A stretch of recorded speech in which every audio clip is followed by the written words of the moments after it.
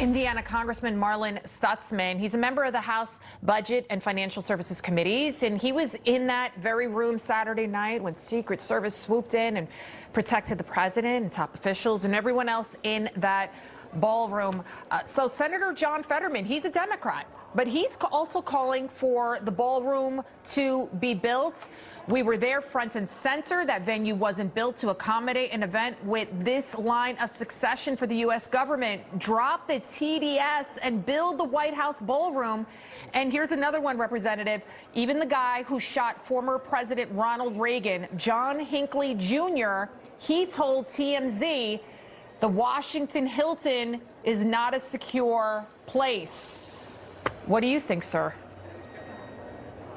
Yeah, no, I would agree. In fact, I was actually at the same table with Senator Jackie Rosen, Democrat from Nevada, and she's even mentioning, too, that there should be a process to look at building a ballroom there at the White House. This is about security. It's not just about this particular president, which, I wish we had something in place now for security for President Trump, but it's about the next president and the president after that. Democrats need to remember that there will be a Democrat president again someday, and that they're going to be using that same particular ballroom once it's built.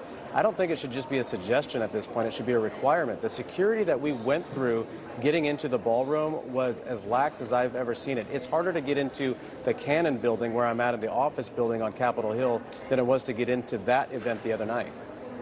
Right, and I just had a former CIA operations officer, and he was saying, I mean, what is the CIA supposed to do? Are they expected to check every single hotel room of that giant hotel? It's almost an insurmountable task to truly secure that entire property, which would be very different than, say, if it was on White House grounds like a ballroom. Now, the Department of Homeland Security Secretary Mark Wayne Mullen, he warned last week that this is regarding DHS funding, which we know is a matter of national security. He said that his department has access to enough money to pay workers for one more pay period under the president's emergency order. So right now, TSA agents, they are being paid because of this emergency order.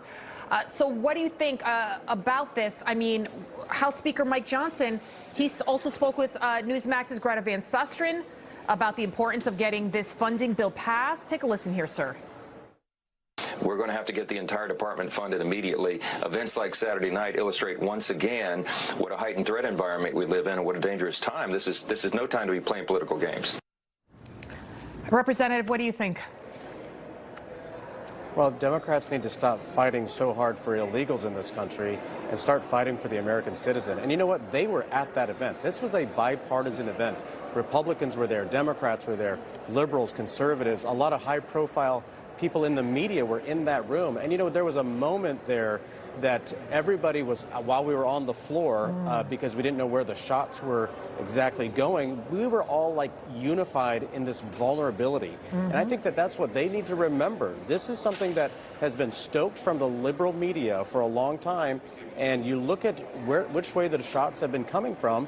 Charlie Kirk's assassinated. Steve Scalise, who was in that room that night, he was shot at on the baseball field. Rand Paul was attacked and was also at the baseball field when he was the shooter shot there in Alexandria. Of course, President Trump. And so the list is kind of getting long on the right of people that have been shot and attacked.